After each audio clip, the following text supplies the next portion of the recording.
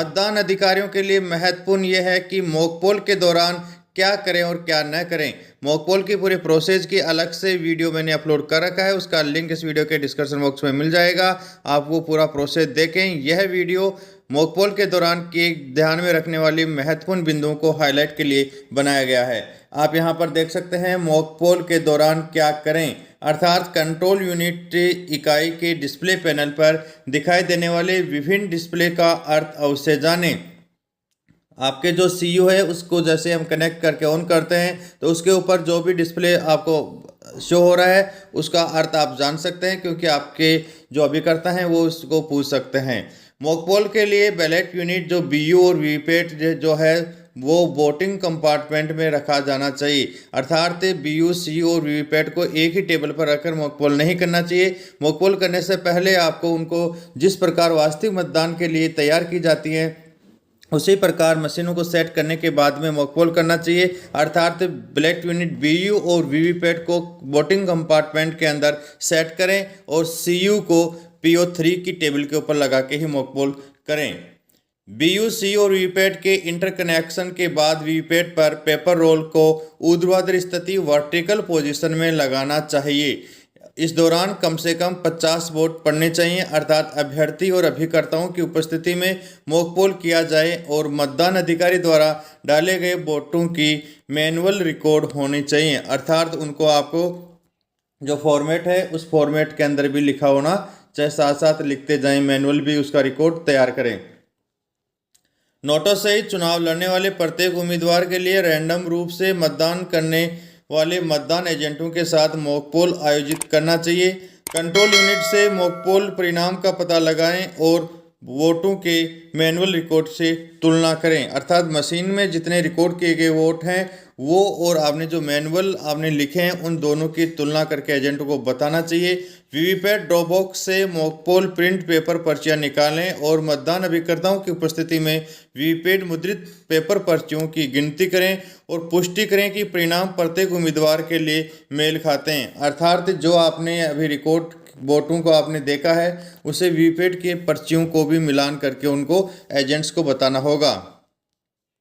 Mock poll के दौरान दर्ज वोटों का हिसाब किताब क्लियर करने के लिए वास्तविक मतदान से पहले कंट्रोल यूनिट का क्लियर बटन भी आपको दबाना चाहिए।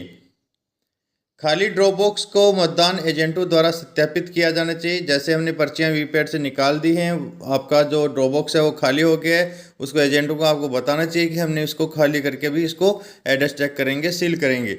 मॉक पोल वीवीपैट पर्चियां निकाल को सील करने और भंडारण करने की प्रक्रिया का पालन करें, अर्थात जो पर्चियां हैं उनको काले लिफाफे में डालना होगा और उसके बाद उसको पिंक पेपर सील से बंद करना होगा। नियंत्रण निकायों के परिणाम अनुभाग को green pepper seal, special tag और एड्रेस टैग से सील करें और मतदान अभिकर्ताओं के हस्ताक्षर प्राप्त कर लें। जैसे ही आपने पर्चियां ड्रॉप बॉक्स से निकाल ली हैं, उनको सील कर दिया है, उसके बाद में आपको सीयू बीयू और वीवीपैट इनके ऊपर भी आपको यहाँ पर सील करना होगा, अर्थात सीयू के ऊपर green pepper seal, special tag और एड्रेस टैग लगाना होगा। पीठासीन अधिकारी की रिपोर्ट जो मॉक पोल प्रमाण पत्र का भाग प्रथम है वो तैयार करें और उस पर मतदान अभिकर्ताओं के हस्ताक्षर जरूर प्राप्त कर लें, अर्थात जो रिपोर्ट तैयार करेंगे उस पर एजेंटों के साइन होंगे। पीठासीन अधिकारी की रिपोर्ट भाग प्रथम में अन्य मतदान अधिकारियों के हस्ताक्षर लें और मॉक पोल के वोट सीयू से हटा क्लियर मॉक पोल किए कर दिए गए हैं। मॉक पोल के वोटों की पर्चियां वीवीपैट से बॉक्स से बाहर निकाल ली गई हैं, इसका प्रमाण पत्र जो है उसको आपको तैयार करना होगा। मॉक पोल पूरा होने के बाद की स्थिति की जानकारी अपने सेक्टर अधिकारियों के माध्यम से रिटर्निंग ऑफिसर को तुरंत दे दें, अर्थात वास्तविक मतदान से पहले मॉक पोल कर लिया है इसकी सूचना आपके जस्ट ऊपर सेक्टर ऑफिसर और RO हैं उनको भी जरूर दे दें। और यहाँ पर जो CRC है, मॉक पोल के बाद की जो प्रक्रिया है जो CRC है, क्लोज रिजल्ट और क्लियर, ये आप प्रक्रिया जरूर, ये महत्वपूर्ण बिंदुओं को भी आप जरूर ध्यान में रखें, अर्थात यदि कोई चुनाव अभिकर्ता मौजूद नहीं है या केवल एक चुनाव अभिकर्ता एजेंट मौजूद है तो मॉक पोल शुरू नहीं करें, 15 मिनट तक प्रतीक्षा करें। साथियों, यदि आपका वास्तविक मतदान से पूर्व 90 मिनट पूर्व मतदान वास्तविक मतदान से 90 मिनट पूर्व मॉक पोल शुरू किया जाना चाहिए। और यदि आपके कोई एजेंट नहीं है तो 15 मिनट का वेट करें, और यदि 15 मिनट के वेट के बाद भी यदि कोई एजेंट नहीं आता है तो आप मॉक पोल की प्रक्रिया शुरू कर सकते हैं।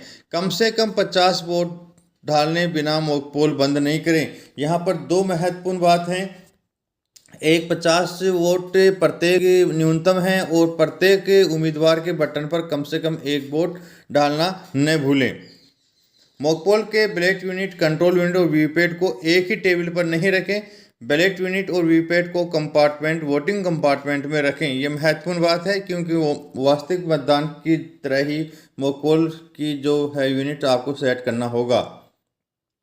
मतदान के दिन मॉक पोल पूरा होने के बाद वीवीपैट पर्चियों के ड्रॉप बॉक्स के अंदर कोई भी मॉक पोल पर्चियां नहीं छोड़ें, ये बात आप इंश्योर कर लें।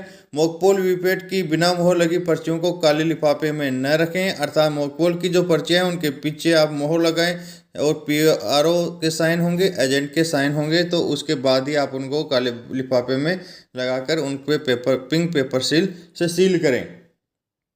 मॉक पोल के दौरान EVM की गिनती को वीवीपैट पर्चियों की गिनती से मिलान करना नहीं भूलें, अर्थात जो पर्चियां आपको वीवीपैट में प्राप्त हुई हैं और जो आपने मैनुअल रिकॉर्ड बनाया है, जो आपके CU के टोटल रिजल्ट आया है, उनसे उनकी मिलान करके शो करें एजेंटों को कि इस प्रकार मॉक पोल के अंदर जो CU में रिकॉर्ड है वही आपकी पर्चियों का रिकॉर्ड है।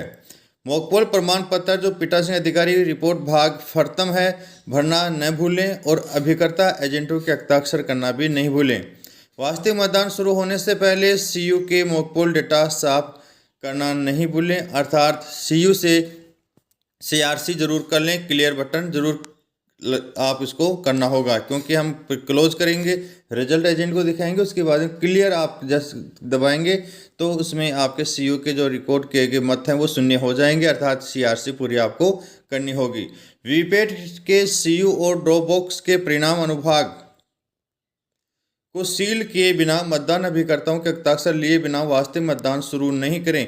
यह महत्वपूर्ण बात है। ड्रॉप बॉक्स को खाली करके सील करें, CU को क्लियर करें और इनको आप सील करें, इसके बिना आप वास्तविक मतदान शुरू नहीं करें। यह वीडियो आपकी सहायता के लिए बनाया गया। फिर भी यदि किसी प्रकार की विरोधाभास की स्थिति में विभाग के दिशा निर्देश ही मान्य होंगे। वीडियो को अंत तक देखने के लिए बहुत बहुत धन्यवाद, और अभी तक हमारे चैनल को सब्सक्राइब नहीं किया साथियों, चैनल को जरूर सब्सक्राइब कर लें।